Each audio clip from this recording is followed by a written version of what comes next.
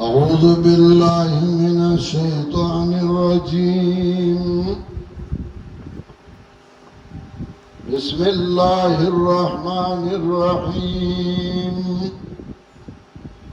وإذ قال إبراهيم لأبيه آزر أتتخذ أصناما آلهة إني أراك وقومك في ضلال مبين.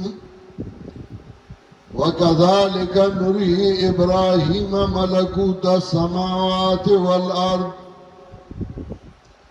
وليكون من الموقنين. فلما جن عليه الليل رأى كوكبا قال هذا ربي فلما أفل قال لا أحب الآفلين. فلما رأى القمر بازغا قال هذا ربي فلما أفل قال لئن لم يهدني ربي لأكونن من القوم الضالين. فلما رأى الشمس بازغة قال هذا ربي هذا أكبر. فلما أفلت قال يا قوم إني بريء مما تشركون. بارك الله لنا ولكم في القرآن العظيم ونفعنا وإياكم بالآيات والذكر الحكيم. إنه تعالى ملك بر ورب رؤوف رحيم.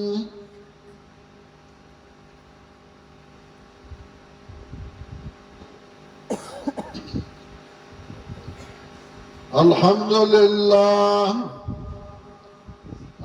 لله نحمده ونستعينه ونستغفره ونعوذ بالله من شرور أنفسنا ومن سيئات أعمالنا.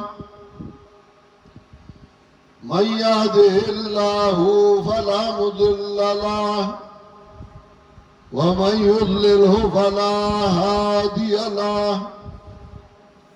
ونشهد أن لا إله إلا الله وحده لا شريك له. ونشهد أن سيدنا ومولانا محمدا عبده ورسوله صلى الله تعالى عليه وعلى آله وأصحابه وسلم، خصوصا على أولهم وأفضلهم بالتحقيق سيدنا أمير المؤمنين أبي بكر الصديق رضي الله تعالى عنه،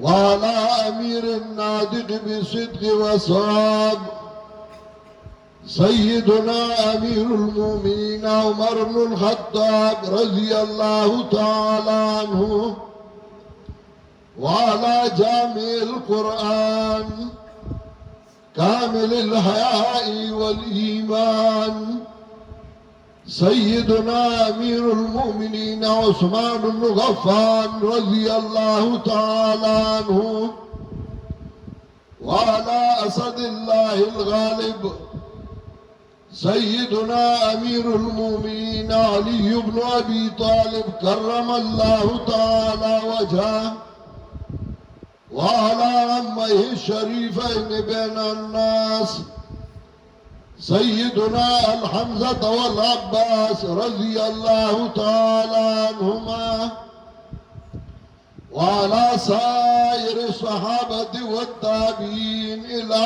يوم الدين. سفينة